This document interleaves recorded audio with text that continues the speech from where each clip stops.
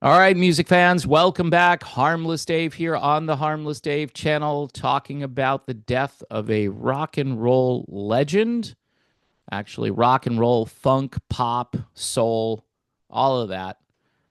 Doing what I do in real time for a few real people out here, just like you and me. So, Sly Stone passed away at the age of 82, an icon. He is in the Rock and Roll Hall of Fame. Thank goodness for that, right? I think Prince pretty much owed his existence to Sylvester Stewart, as he's actually named.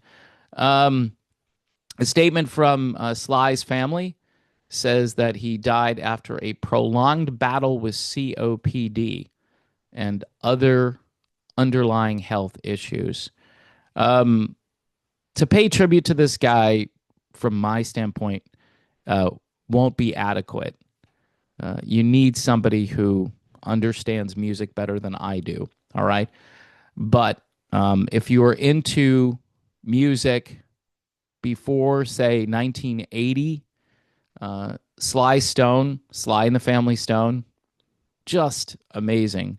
Um, this music integrated all kinds of different things, including psychedelic rock. People forget that, again, that influence was in funk music at the time, R&B.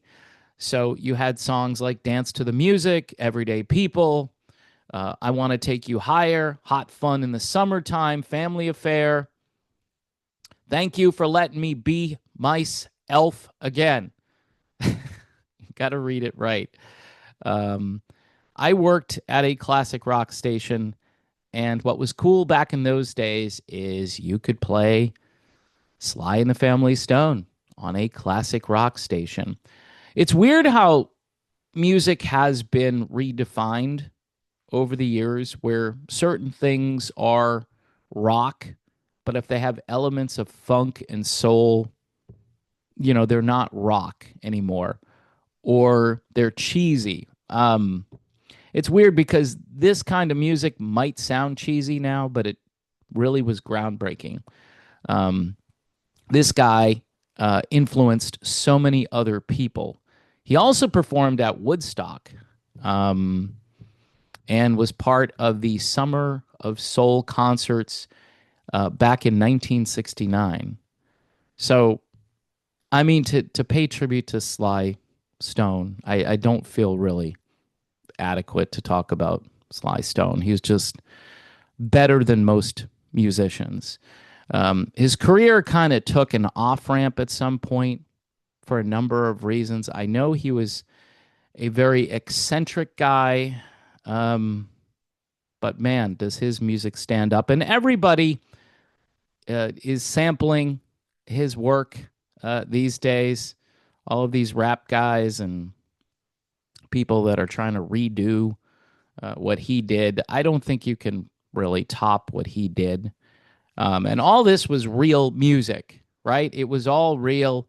It was all played on real musical instruments. There was no AI.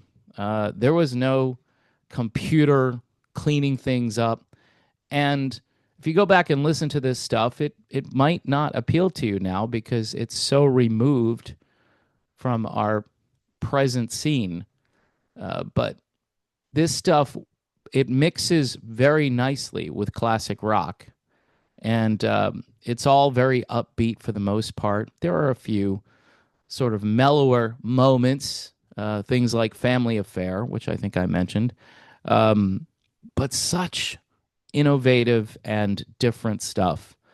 And this is, again, stuff that won't be, like I always say, it won't be coming back. I mean, so maybe it should just be trapped in a time warp somewhere, or should it be on the radio on a good classic rock station where variety would be a thing again, rather than playing Guns N' Roses and Soundgarden and all that all the time? I mean, it's boring. This music was interesting, and it was to the point.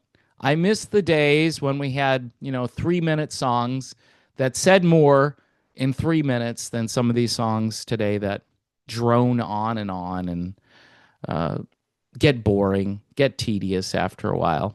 So great instrumentation on these records too. Great guitar work, great bass playing, great rhythm section, obviously, and the crazy vocals of Sly Stone. So that's my meager tribute to a rock legend, a soul and funk and pop legend, psychedelic music in there as well, and probably a few other things that um, you can attribute to Sly that you can't really talk about with other artists because he was a true innovator. So anyway, it's sad. Sly Stone dead at the age of 82 after a battle with COPD.